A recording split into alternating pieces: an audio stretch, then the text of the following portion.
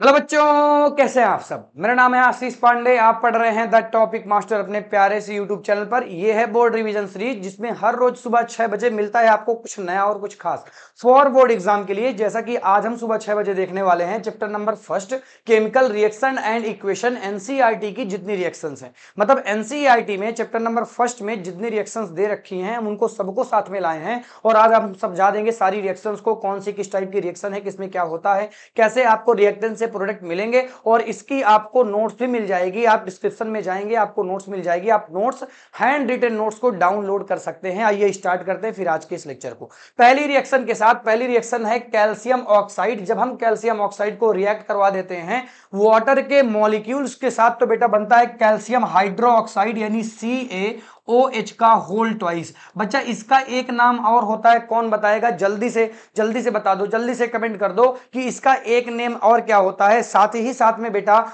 यहां पर आपको हीट भी दिख जाएगी, मतलब हीट भी जनरेट होती है। तो अगर हीट जनरेट हो रही है तो बताओ एक्सोथर्मिक रिएक्शन हो जाएगी कि एंडोथर्मिक हो जाएगी? जल्दी से कमेंट कर दो बेटा। ये एक्सोथर्मिक रिएक्शन हो जाएगी ना, क्योंकि एक्सोथर्मिक रिएक्शंस में हीट जनरेट होती है। क्या ये पहली रिएक्शन आपको समझ में आई? क्या ये एनसीईआरटी की पहली रिएक्शन हो जाती है? देन मैं सेकंड रिएक्शन की बात करता हूं, जिसमें हम कार्बन डाइऑक्साइड को रिएक्ट करवा रहे हैं हाइड्रोजन के मॉलिक्यूल्स के साथ। तो जब हम कार्बन डाइऑक्साइड को रिएक्ट करवाएंगे हाइड्रोजन के मॉलिक्यूल्स के साथ तो बेटा बन जाएगा CH3OH। अब सबसे एक रिक्वेस्ट है कि बेटा इसका अगर आपको नाम पता है, इसका केमिकल नेम पता है तो जल्दी से कमेंट करेंगे। कुछ कमेंट आप भी करिए, क्योंकि ये रिवीजन चल रहा है। रिवीजन में मजा तब आएगी जब आप भी साथ देंगे और हम भी साथ देंगे। साथ ही साथ रिवीजन करेंगे तो मजा आएगी और बोर्ड एग्जाम में अच्छे नंबर हमारे आएंगे। आइए बात करते हैं थर्ड नंबर रिएक्शन की, जिसमें कार्बन को रिएक्ट करवाना है ऑक्सीजन के मॉलिक्यूल्स के साथ। सभी बच्चों को पता है जब कार्बन ऑक्सीजन के मॉलिक्यूल्स के साथ रिएक्ट करता है तो बेटा क्या बनता है? यहां पर CO2 बनता है। लेकिन बच्चा यहां पर हीट भी जनरेट होती है, और अगर हीट जनरेट होती है तो कौन सी रिएक्शन हो जाएगी? एक्सोथर्मिक रिएक्शन हो जाएगी। बता दो कौन सी रिएक्शन हो जाएगी? एक्सोथर्मिक रिएक्शन हो जाएगी। नेक्स्ट रिएक्शन है जब मैं मेथेन को रिएक्ट करवाऊंगा ऑक्सीजन के मॉलिक्यूल्स के साथ, तो बता दो क्या बनेगा? यहां पर भी बेटा जब मैं मेथेन को रिएक्ट करवाता हूं ऑक्सीजन के मॉलिक्यूल्स के साथ तो कार्बन डाइऑक्साइड और वाटर के मॉलिक्यूल्स प्राप्त होते हैं, यानी यहां पर बन जाएगा CO2 प्लस H2O। और बेटा जी यहां पर भी हीट जनरेट होती है, यानी ये भी एक्सोथर्मिक रिएक्शन हो जाएगी। ये भी एक्सोथर्मिक रिएक्शन हो जाएगी। क्या इतनी बात आपको क्लियर हो गई है? क्या इतनी बात क्लियर हो गई? ठीक है, चलो आ जाओ। Next reaction very important reaction है, जिसमें मैं बेटा स्टार लगा दूं ना, उसमें आप भी स्टार लगा लिया करिए, क्योंकि ये बोर्ड के लिए इंपॉर्टेंट है। बोर्ड में आएगी तो ये रिएक्शंस तो नहीं आएंगी। एक तो ये पहली वाली रिएक्शन इंपॉर्टेंट थी और ये लास्ट वाली रिएक्शन इंपॉर्टेंट है, जिसमें ग्लूकोज को रिएक्ट करवाया जा रहा है ऑक्सीजन के मॉलिक्यूल्स के साथ। तो सेम प्रोडक्ट बनेगा। जब ग्लूकोज ऑक्सीजन के मॉलिक्यूल के साथ रिएक्ट करता है तो बेटा वाटर के मॉलिक्यूल्स बनते हैं, कार्बन डाइऑक्साइड बनती है, यहां पर भी बेटा हीट जनरेट होती है। यानी ये सभी रिएक्शंस, ज्यादातर रिएक्शंस जो मैंने आपको बताया ये सब एक्सोथर्मिक रिएक्शंस हो जाती हैं। ऐसी रिएक्शंस जिसमें हीट जनरेट हो ये सभी रिएक्शंस एक्सोथर्मिक रिएक्शंस कहलाती हैं। प्रोडक्ट में हीट जनरेट हो बेटा, तो ये आपको समझ में आ गया होगा। ये पहली स्लाइड थी जिसे मैंने आपको समझाया और अच्छी तरीके से एक्सप्लेन किया। नेक्स्ट स्लाइड की बात करते हैं। हमें रिवीजन करना है, स्कूल जाने में आपको लेट हो रही होगी, क्योंकि 6 बजे से सुबह हम लेक्चर ले रहे हैं बेटा, और आपको स्कूल भी जाना है, इसीलिए हम जल्दी से जल्दी इस रिएक्शन को और इस लेक्चर को कंप्लीट करेंगे। नेक्स्ट रिएक्शन जितनी भी आती हैं वो डीकंपोजिशन को बताती हैं। डीकंपोजिशन का मतलब ये रहता है कि एक रिएक्टेंट होगा और एक रिएक्टेंट आपका ब्रेक डाउन हो जाएगा और कई प्रोडक्ट बनाएगा। जैसा कि पहला रिएक्टेंट आपके पास क्या है? FeSO4 है। जब आप इसे हीट दे देंगे, जरूरी ये है कि जब डीकंपोजिशन रिएक्शंस कराई जाती हैं तो उसमें हीट दी जाती है। जब आप इसे हीट दे देंगे तो क्या बन जाएगा? यहां पर बन जाएगा Fe2O3, देन बेटा SO2 यानी सल्फर डाइऑक्साइड बनेगी। और भी याद रखना बेटा, सल्फर डाइऑक्साइड के साथ सल्फर ट्राइऑक्साइड भी बनेगी। It is very important. इसीलिए मैं कहता हूं ये डीकंपोजिशन रिएक्शन है, क्योंकि एक रिएक्टेंट था, 3 प्रोडक्ट बन गए, इसीलिए तो बेटा ये डीकंपोजिशन रिएक्शन हो जाती है। नेक्स्ट रिएक्शन भी डीकंपोजिशन रिएक्शन है। इसमें क्या होगा बेटा? ये कैसे डीकंपोज्ड होगा? जल्दी से बता दो, जल्दी बताओ ये कैसे डीकंपोज्ड होगा? जब मैं कैल्शियम कार्बोनेट को ले लेता हूं तो बेटा कैल्शियम कार्बोनेट को ले लोगे तो कैल्शियम ऑक्साइड बन जाएगा और कार्बन डाइऑक्साइड अलग हो जाएगा। जब भी कार्बन डाइऑक्साइड अलग हो तो ये समझिए कि कार्बोनेट से आया होगा। कैसे? जब मैं कार्बोनेट की बात करता हूं, CO3 की बात करता हूं, तो जब ये ब्रेक डाउन होता है तो ये एक ऑक्सीजन देता है और एक CO2 देता है। ऑक्सीजन तो चला गया किसके साथ? Ca के साथ चला गया, Ca के साथ चला गया बेटा, और यहां पर ये आपका कार्बन डाइऑक्साइड अलग हो गया, ये गैस निकल गई। इस तरह से ये डिकम्पोज्ड हो गया। आई होप ये रिएक्शन आपको समझ में आ गई होगी। The most important reaction and the most important chemical name, ये बेटा कई बार बोर्ड एग्जाम में पूछा गया है। लेड नाइट्रेट, डायरेक्ट पूछा गया है कि लेड नाइट्रेट का फार्मूला क्या होगा।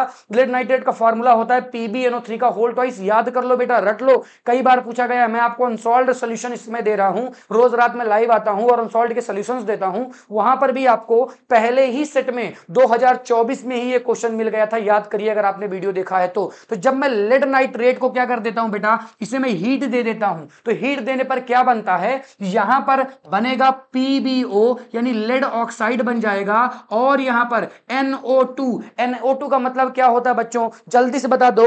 NO2 का मतलब क्या होता है? नाइट्रोजन डाइऑक्साइड होता है बेटा, और साथ ही साथ क्या अलग हो जाएगा, और बेटा यहां पर O2 यानी ऑक्सीजन भी अलग हो जाएगी। ये बहुत ही इंपॉर्टेंट रिएक्शन है, बहुत ही इंपॉर्टेंट रिएक्शन है। जल्दी से इसको लिखेंगे और समझेंगे। लिखिए नहीं बेटा, मैं आपको नोट्स दे दूंगा, टाइम आपके पास नहीं होगा, लिखना नहीं है। कंप्लीट नोट्स आपको मिलेंगी, केवल डिस्क्रिप्शन में जाना है, डायरेक्ट PDF डाउनलोड हो जाएगी। आइए बात करते हैं नेक्स्ट रिएक्शन की। यहां पर दिया हुआ है AgBr। अब इसको ब्रेक डाउन करना है, बहुत ही सिंपल ब्रेक डाउन करना है। Ag अलग हो जाएगा और Br अलग हो जाएगा, यानी ब्रोमीन अलग हो जाएगा। इसी तरह से यहां पर क्लोराइड अलग हो जाएगा, Ag प्लस Cl2 बन जाए, सॉरी Cl2 बन जाएगा। ये प्रोडक्ट बन जाएगा बेटा इसका। तो बहुत ही सिंपल रिएक्शंस थी ये सारी। रिएक्शन किसको बताती हैं? डीकंपोजिशन को बताती हैं, और ये एनसीईआरटी की रिएक्शंस हैं, इसीलिए बोर्ड एग्जाम में आ सकती हैं। हाईली चांसेस रहता है बेटा कि ये रिएक्शंस पूछी जाएंगी, क्योंकि एनसीईआरटी से ही बोर्ड एग्जाम के क्वेश्चंस बनते चले आ रहे हैं। आइए बात करते हैं नेक्स्ट टाइप की रिएक्शंस की। अब जो हम रिएक्शंस देखने वाले हैं वो डिस्प्लेसमेंट और डबल डिस्प्लेसमेंट की रिएक्शन देखेंगे।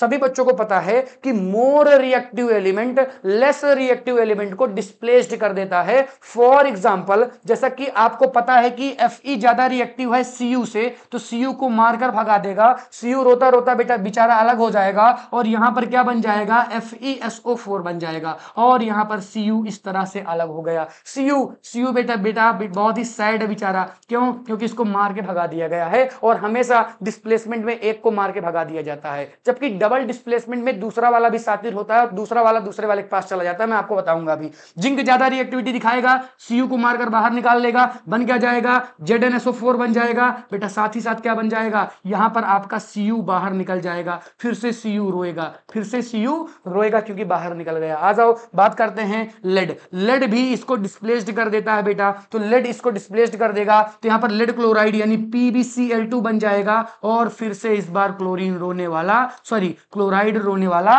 है। ठीक है, ये बात आपको समझ में आई? ठीक है, अब यहां पर क्या है? Na2SO4 और इधर है BaCl2। ये डबल डिस्प्लेसमेंट रिएक्शन है। आपको पता है सोडियम ज्यादा रिएक्टिविटी को दिखाएगा। सोडियम ने इसको मारकर बाहर किया, लेकिन इसने चालाकी किया, तो इसने कहा सोडियम की जगह मैं ले लेता हूं, सोडियम की जगह ये ले लेगा। अब देखना जरा ध्यान से, बनेगा क्या? यहां पर NaCl बन गया, प्लस बेटा NaCl बन गया, क्योंकि Ba की जगह Na ने ले ली, और Bl जगह ले लेगा SO4 की, तो बन जाएगा BaSO4। ये आपकी रिएक्शन हो गई कंप्लीट। ये सारी रिएक्शन डिस्प्लेसमेंट और डबल डिस्प्लेसमेंट के एग्जांपल थे। ये लास्ट वाली रिएक्शन बेटा जो थी वो आपकी डबल डिस्प्लेसमेंट रिएक्शन थी, ये याद रखिएगा। बाकी की सारी रिएक्शन कौन सी रिएक्शंस को बताती हैं? डिस्प्लेसमेंट रिएक्शन को बताती हैं। ये सभी रिएक्शंस एनसीईआरटी की थी, इसीलिए सारी रिएक्शंस बहुत ही ज्यादा इंपॉर्टेंट थी। क्या ये सारी रिएक्शंस आपको याद हैं? क्या आपने पढ़ा है? क्या आपने इसकी नोट्स बनाई है? क्या बहुत ही अच्छी बात है। अगर नहीं भी बनाई तो मैं आपको दे रहा हूं, केवल और केवल नोट्स को डाउनलोड करना, और बढ़िया तरीके से जहां पे आप पढ़ते लिखते हैं वहां पर इन नोट्स को लगा लें और रिवीजन किया करें। क्योंकि जब आप केमिस्ट्री पढ़ रहे होते हैं तो केमिस्ट्री रिवीजन मांगती है बेटा। मोर देन टाइम आप केमिस्ट्री को रिवीजन में दें, भले ही कम आती है, लेकिन इतना आती है कि हाँ लोगों की हार्ट बीट बढ़ जाती है। बाकी जो आपकी फिजिक्स है, जो बायोलॉजी है, वो साधारण ही आती है, बच्चों को टेंशन नहीं होती है। आइए बात करते हैं 13, 14, 15, 16 की। ये सभी रिएक्शन ऑक्सीडेशन, रिडक्शन और रेडॉक्स रिएक्शंस को बताती हैं। अब आपको बताना है किसका ऑक्सीडेशन हो रहा है, किसका रिडक्शन हो रहा है। जब भी मैं कॉपर को ऐड करूंगा ऑक्सीजन के साथ, बच्चों जल्दी बताओ क्या बनेगा, कॉपर ऑक्साइड बन जाएगा, CuO बन जाएगा। रिएक्शन को बैलेंस आप करेंगे। ओके ठीक है। नेक्स्ट रिएक्शन है जिंक ऑक्साइड की रिएक्शन करवा दो कार्बन के साथ, जिंक अलग हो जाएगा और कार्बन मोनोऑक्साइड बन जाएगा, Zn बन जाएगा प्लस कार्बन मोनोऑक्साइड यानी CO बन जाएगा। बताना किसका रिडक्शन हो गया, बताओ इसमें किसका रिडक्शन हुआ है और किसका ऑक्सीडेशन हुआ है। आपको बताना है किसका रिडक्शन हुआ है और किसका ऑक्सीडेशन हुआ है, आप कमेंट करके बताएंगे। और कोई भी प्रॉब्लम होगी तो आप केवल कमेंट ड्रॉप करेंगे, आंसर मैं आपका दूंगा। ओके ठीक है। अब मैं कॉपर ऑक्साइड को रिएक्ट कराऊंगा किसके साथ बताओ, H2O के साथ, सॉरी H2 के साथ। तो यहां पर बन जाएगा कॉपर और H2O बन जाएगा। बताओ किसका रिडक्शन हुआ, किसका रिडक्शन हुआ, किसका ऑक्सीडेशन हुआ, जल्दी से बता दो किसका रिडक्शन हुआ, किसका ऑक्सीडेशन हुआ, या केवल ऑक्सीडेशन हो रहा है या केवल रिडक्शन हो रहा है, या आपको बताना है। कमेंट में जरूर देखूंगा। सभी बच्चे जो सुबह 6 बजे इस सीरीज के साथ जुड़ चुके हैं वो अपने दोस्तों को बताएं, ज्यादा से ज्यादा इस सीरीज को शेयर करें ताकि हमारे साथ ज्यादा लोग जुड़ पाएं और हमें मोटिवेशन मिलता रहे, हम वीडियो आपके लिए बनाते रहे। ओके ठीक है। 16 नंबर रिएक्शन बेटा, इसको मैं बता देता हूं, ये रेडॉक्स को बताती है। किसको बताती है, ये रेडॉक्स को बताती है। और रेडॉक्स क्या होते हैं बेटा, जिसमें ऑक्सीडेशन रिडक्शन दोनों हो रहा हो।